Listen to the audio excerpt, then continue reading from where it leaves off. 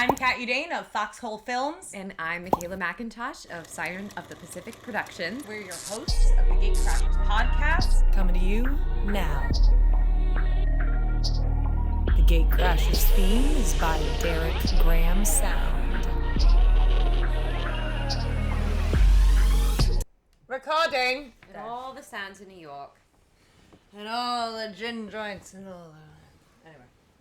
Hey guys, welcome back. This is Kat and Makayla, and we are the GateCrashers. Hey. Talking to you about some film business. Business. Anyway. Busyness? Fizziness. Fizzing Whizbees.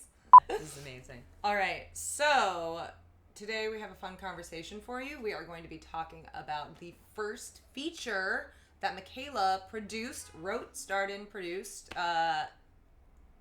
Yeah, I produced. Yeah, like you did one short and then you said, okay, now a feature.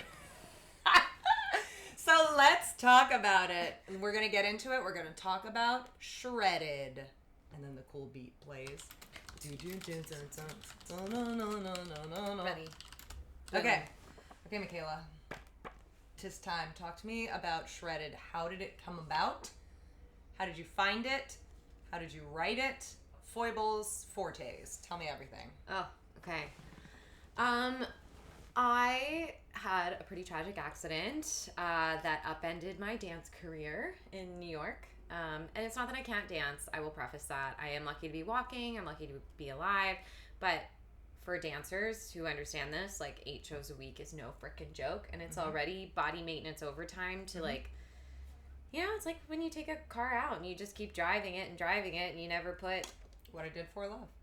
It's already hard enough. And then you add something on top of that it's not that I can't. It just is far harder. And my body operates more like a 1991 Firebird instead of a 2024 Toyota Camry. I don't know. Like I was gonna say Toyota Camry. I was like Cybertruck. No, don't say the Cybertruck. No. Don't say the Cybertruck. I don't want to be a Cybertruck. No, poor raccoons breaking their nails trying to open up those Cybertrucks. Open them. Wow, I lost my train of thought. That's okay. About Well, we were talking about your tragic accident in New York City. Yeah. Ooh. Yeah. So, correct me if I'm wrong. It's a bicycle accident. Yes, I fell down the Manhattan Bridge in New York City off my bicycle. I did not fall off the bridge per se, but I was at the top of right when the bike path does like a big twist. So I did go from like here to like there. I don't remember that though. Like I literally remember hitting the pavement and trauma. Trauma.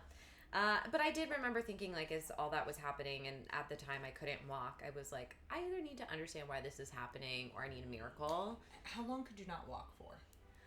It wasn't terribly long, because a lot of it was the initial shock. And I think when I first couldn't move like my legs and walk, it was like, oh, I'm paralyzed. Like I shattered my spine. And then you realize like your body's protecting itself. It's trying to get you to not move. Yeah. But I had shattered multiple ribs, my collarbone, I tore my quad, I tore a calf muscle, tons of things. So the not walking part it really ended up being like 4 to 6 weeks. Okay. But it was a very long road to recovery and a lot of surgeries and a lot of physical therapy and a lot of crying. My orthopedic retired after my surgery. Oh my God. A friend of mine went in to get his shoulder done after, and he was like, yeah, Makayla referred me. He goes, oh, I remember her. And then he like literally retired. So, oh, wow. my mom was like, no, you must have really done a number. That's so funny. Well, it's just devastating, like when your whole life, and athletes understand this, but your whole life is this thing that you need your body for, and then the thing you've been training to do your whole life you can't do anymore. Yeah. And the thing that you've been training your whole life for is something that also is a bit detrimental to your body, as all dancers know and athletes know. You know, you are risking it all to do the thing that you What I did for love. What I did for love. Yeah. You know what I mean? Paul, it's so crazy. Like I remember when I did do a chorus line, side note, the national tour, and Bjork sat us all in a circle before we did Paul's big fall, when he falls in his knee. And she wanted someone to share a real story of like what it felt like to have your whole life flip upside down. And it's like, I didn't understand it then, but now how I understand it. Yeah. And that like moment where you don't know if you're going to walk again or if you're going to dance again or whatever. And the reason she wanted to like share real stories in that moment is people don't actually genuinely react well when that happens on stage. And she wanted everyone to have such a personal, visceral reaction to it so that when it happens, it hits the person in the audience sitting there that, oh, no, this person's life just changed. Everyone changed. The way it affects everyone around them. Because everyone understands. Sees in him, it's like they feel bad for him, but what people really see is like, that could have been me. Yeah. Which is insane. Yeah. So that moment kind of, I knew at some point I had to do something with that and what happened and how it changed me. And a lot of people I know now didn't know me then and didn't know like what a bitch I was and how impossible I was to be around. Because you're like mourning, there's this grief of, there's like grief when you lose someone, and there's also grief when you lose yourself and you lose such an important part of yourself. And I felt like when I was going through it, I couldn't find anything in media or in entertainment that gave me hope. Yeah. It was like everything was like, oh, injury, he's back and won the championship. It was like everything felt very Hallmark. Yeah. Even the athlete videos. What you're looking for is something a little more real in that it will never be the same. But that's okay. Yeah, that like you can still move forward in a different way. Everyone skipped over the hard part, you know? Yeah. They're he's like, back. He's back. It's from when they're back, not getting to that point. And it's like even surgery wasn't the worst part. It was actually like when you're a year out from surgery and in your head you should be back and you're not. Yeah. And like you're not walking around in a sling and a cast anymore, so people just don't see you. They can't see the injury. They can't see what you're dealing with. Yeah. And wrestling with change and what you're going to do when that's your whole thing. Debt and body image and like all these different things. Yeah. So I didn't know how I wanted it, but it had always kind of percolated, you know, in the back of my mind. And when I went to the Vancouver International Film Festival, and I was sitting there listening to Marie Clemens, a director in Canada, talk about writing Bones of Crow. This podcast is brought to you by New York City. And all its sirens. Thank you, New York. Live from New York. Anyway. Back to Shredded. Marie Clemens, Bones of Crow. Yes. Bones of Crow. She was on a director's panel, and her mother had survived the residential school system in Canada, which for people who don't know, Catholicism essentially was forcing Indigenous people to school them. Unschool them is kind of what we say too, to stamp out as much of what culture. Made them Indigenous and culture and language, and it was like they had to speak English and worship in this particular way and integrate in society in this particular way. And what was very unfortunate besides that fact is how many people died and were killed and how many unmarked graves that they continue to find in Canada. Yeah, and just it's very tragic. Missing until they're not. And her mom would tell her all these stories, and she was like, I have to take this and put this into something so people understand. But she really chose to focus on how trauma affects people. Yeah. And she kept saying, allow the thing you go to inspire your art and to inspire what you create and to allow people to feel human and connect with you. And that kept like playing over and over again in my mind.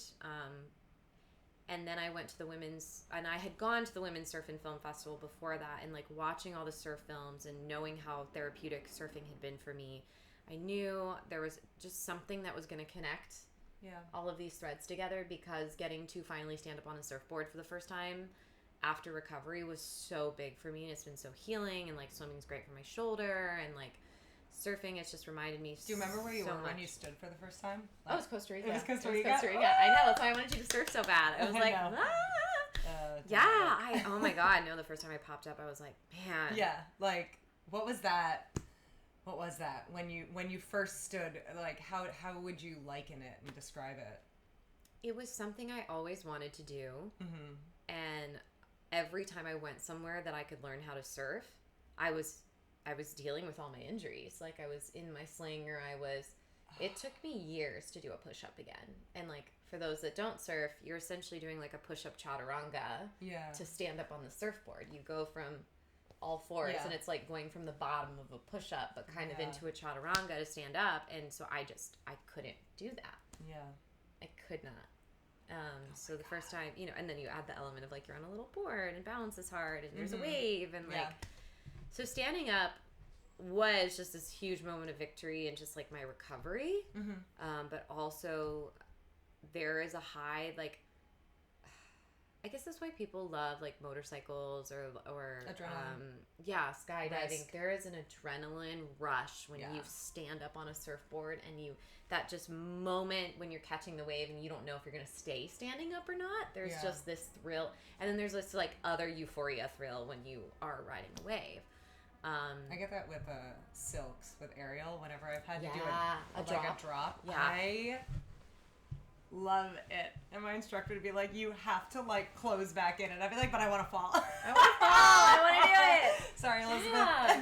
No, it's like dancing with danger. Little, It's and I had.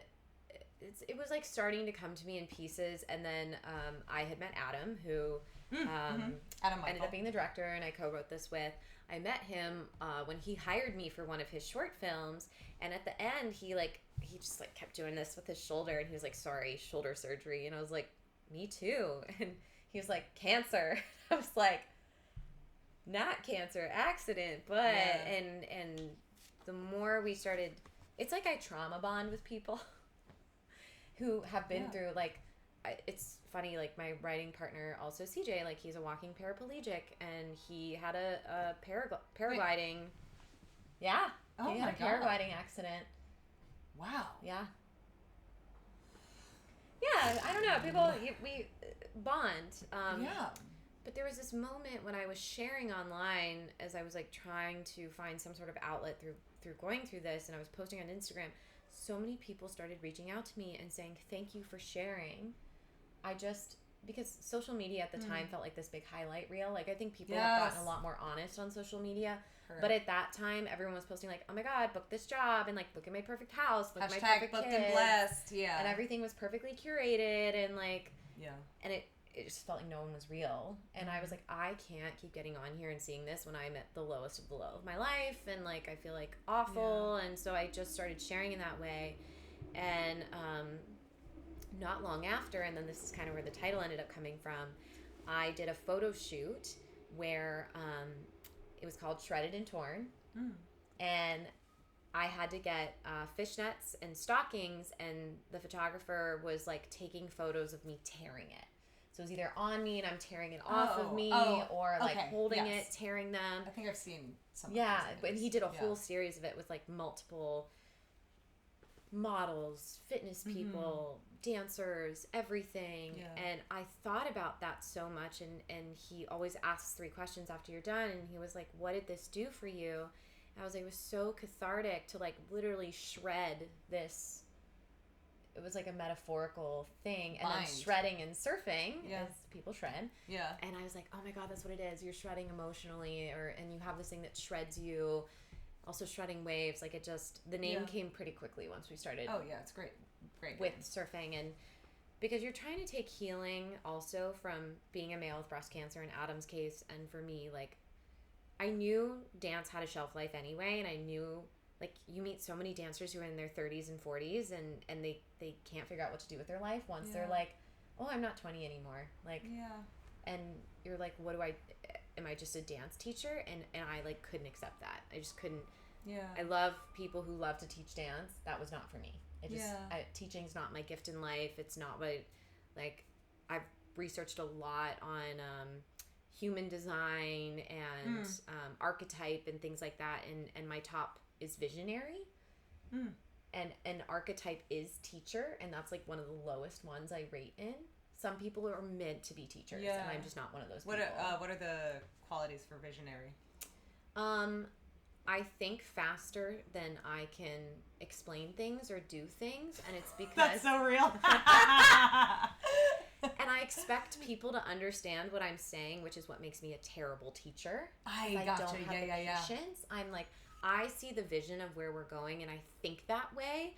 Yeah. I'm not good at breaking down a skill or breaking down a thing, and like dance for me is this vehicle to express something beyond myself, or like. I see the vision of where this thing is going, and even beyond just like the project, just like industry and life, and I've always been like that since I was a kid, like even with the Princess Party stuff. If I'm just not good at training people. That's just not my gift in life, and I used to beat myself up for it. And then when I like found all these like human design things in your astrology and you're putting all that together, you're like, oh that makes sense. That's me. It makes sense. I wonder how visionary and, because mine is manifestor, I wonder how those are supposed to play together. Well, and then I'm a manifesting generator, which now makes sense with visionary. Oh, okay. Visionary is not the human design one. Oh, okay. This was like a separate, I do have visionary underneath. I think it's one of my gifts. Oh, if you get your full like breakdown, there's like what your gifts are. Oh. And some people have teaching, and I do not. It is not. It's mine. Not part of the equation. No. Whereas Tyler is good at teaching. That's something, and he loves it. Yeah, because I remember when we met, he was doing that. Training, whatever. Yeah. He's incredible at it. So that was acceptable. Cool. And then when I got to the root of like, why am I a dancer? I'm a dancer because I'm a storyteller. Mm-hmm. Then like film, really I pivoted into this whole industry. I had dabbled in it before my accident, but it's so hard in musical theater to already be a triple threat, like sing, act, dance. Yeah. And then to be expected to also like take film classes and figure out the film industry. And like you said, it's so mystified, and like, I just didn't have the time. And then when this all happened, plus COVID, I was like, well, now I have all the time. Now I have the time. Yeah. And it really was the biggest blessing, because I think this was the path I was like always meant to be on. And I think life, like everything, I don't regret anything. And I think life adds up into crazy ways and makes this incredible story you have. But I think I kept running away from a path of creating and being a visionary to like be hired for things. And that's not what I was meant to do. Yeah, I feel similarly in that I love being hired for things, but then there comes the point where you feel like you're always kind of the conduit for someone else's story, and there is that yearning to be the one behind the camera, to tell the story, to write it, to have your voice be it, especially like with modeling. I got my camera. One of the reasons I really wanted it was to be able to take my own portraits and to explore my own voice in cameras. You know, there's only so many times you can hear a photographer say like, "Close your mouth." Yep. Or other other rude things to their models. Not all the time. Not all photographers. I love a lot of photographers. Yeah. But it's different. Yeah. It is fun to be the conduit for someone's vision too. Absolutely. And sometimes it is nice to like, it's still a responsibility, but you're not to wear that hat. That one hat. I love it. It's Let amazing. me just do one job real well. And then it's weird because you're like, I feel like I should be doing something else too. I know. What? I know, but it's such a treat to like get to those sets and just be like, I know I am doing this one thing and it's all my energy versus like some days it is that we're wearing like 8 hats and it like that energy is different and fun totally. And like super fun, but it is nice to subsidize those days with just the relaxed ones. It feels so that that was training for me actually. Yeah. Because I was just a job in Sally for that, you know? Yeah.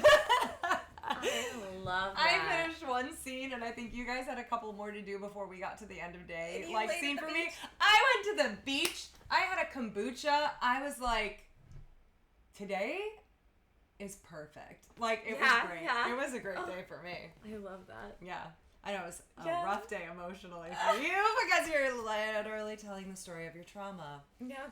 But that one of the scenes you filmed was the day we couldn't do the bonfire, so we're like problem solving too. Yeah. It was actually like, oh, that's the most fun though, is fixing a problem. Love it. And having a team. Yeah. Producers just fix problems. Yeah. Producers are problem solvers. That's what they are. Mm-hmm. Fabulous.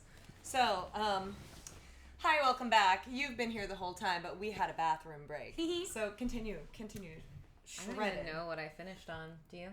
I have lost it. However, I do know that we were talking. You have met Adam. You bonded over your trauma. How did it start that you guys started working on the film together? Yep.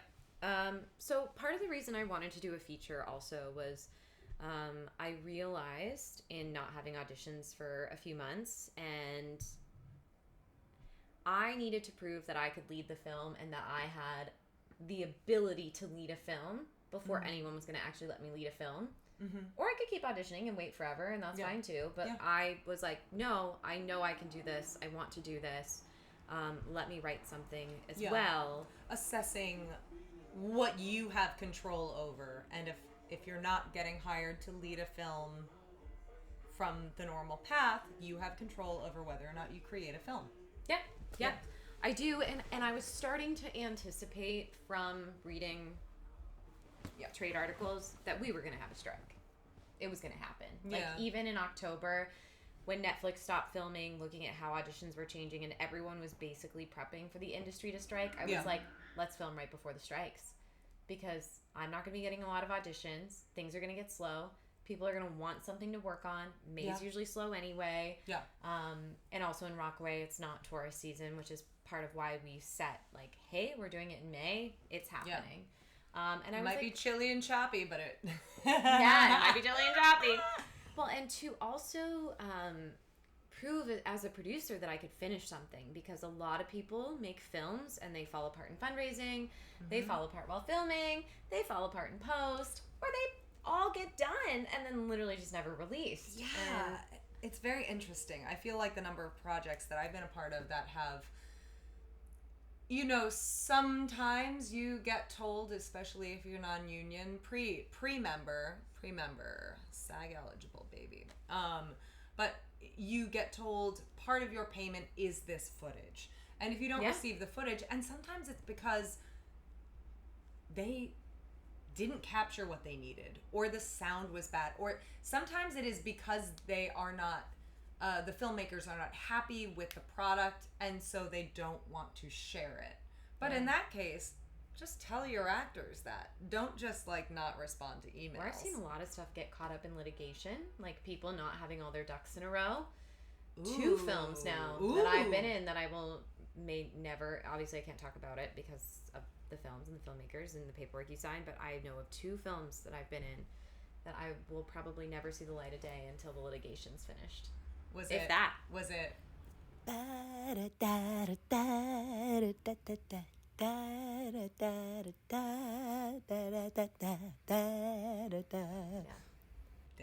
Yeah. Anyway, back to our regularly scheduled program. So you decided this is the time. I'm making a feature to prove I can do it, and to then have it. Yeah, and I think at another time we can get into all the specifics of pre-production and fundraising and learning everything whole side of things. I don't think we need to get into that now. It was so much. It's the thing I'm the most proud of. Are there things I wish I would have done differently? Absolutely. Our cast was incredible. It was you came on as Morgan, the surf instructor. I received the preface, "Now you do not need to know how to surf," and I said, "That's good." That's a great reel. I wish we had that in the bloopers. Oh my god. I'll insert it right here. Is a video of me falling off the surfboard. It was very choppy by the time I got in the water. It was the worst week we could have picked to try and film surfing. That was one of my learning lessons. I trust myself to stand up.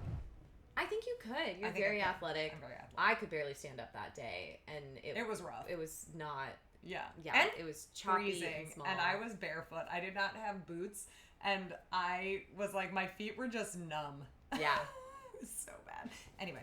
Filming a surf film. Learned a lot. Have way more days budgeted for surfing than you think. Because it's not... The surf forecast will change 12,000 times. Yeah.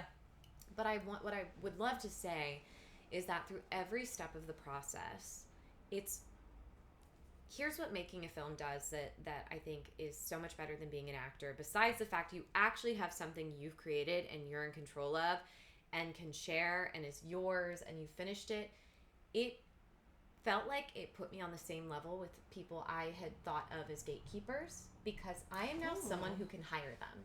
And they see that. And there is a respect now that I can have conversations with people.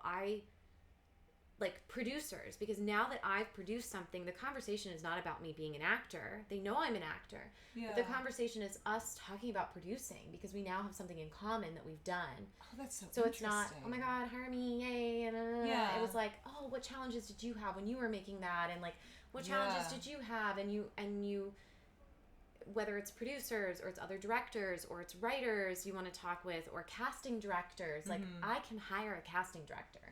I didn't for this, but for future stuff I probably would. You can. And so a casting director doesn't just see you as a needy actor. They actually take the time to respond to any email you send about it, because subconsciously, and I've now heard this from talking to casting directors that have said this to me, they know that when I go to cast my next project, if they ignored all my emails, why would I ask them to cast my next project? Why would I pay them if I wasn't good enough to them before? Yeah. They care about nurturing those relationships, because for them, that work's important.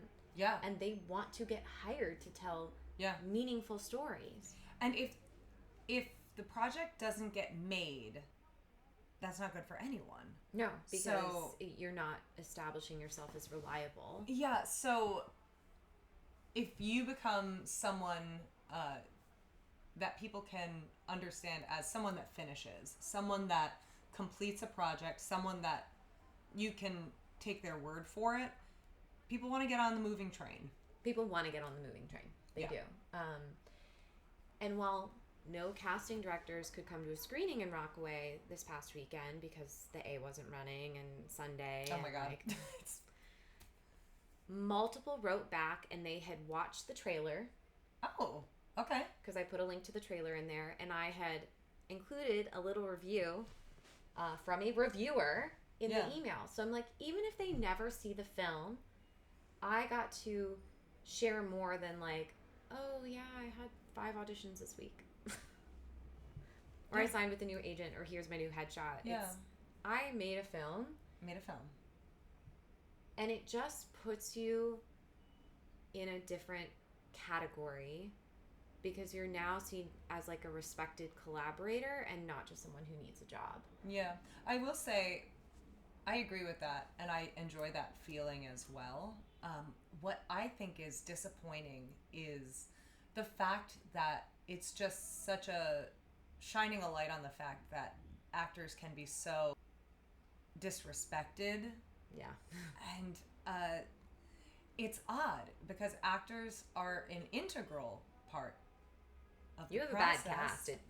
There's no amount of editing that's going to fix Yeah, you don't really have that. a movie if you don't have actors, unless it's, and there's professionalism, and there's showing up, and there's so much that goes into it, and I think part of us figuring out a better process for casting people is like, how do we not waste people's time with a million self-tapes, and also going in person, like you want to see and read their energy in the room, but like that's hard if you don't live right next to a studio, and the getting ready time and the accessibility of that. There's so much that I wanted to respect actors' time as an actor, one.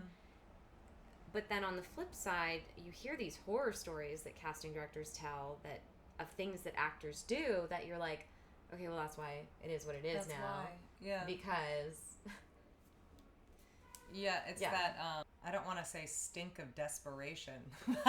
Yeah. But you can tell when someone needs a job, and when it matters. It matters so greatly, and sometimes people don't have the tools to separate how much it matters to them as a person and for their career to the energy that they bring in the room and showcase. And it almost gives off, it can give off like a sense of unprofessionalism, I think, to a degree, because people don't want to feel that need in the room. Yeah. They want to know that, like, you're here to, yes, it matters, but you're here to do a job. Yeah. And nothing's going to get in the way of you doing that job. And you need to both be good at your job and also professional, kind, patient, easy to work with. Yeah, it's because you're one piece of, I think every actor should produce at least once. Oh, I agree. Yeah.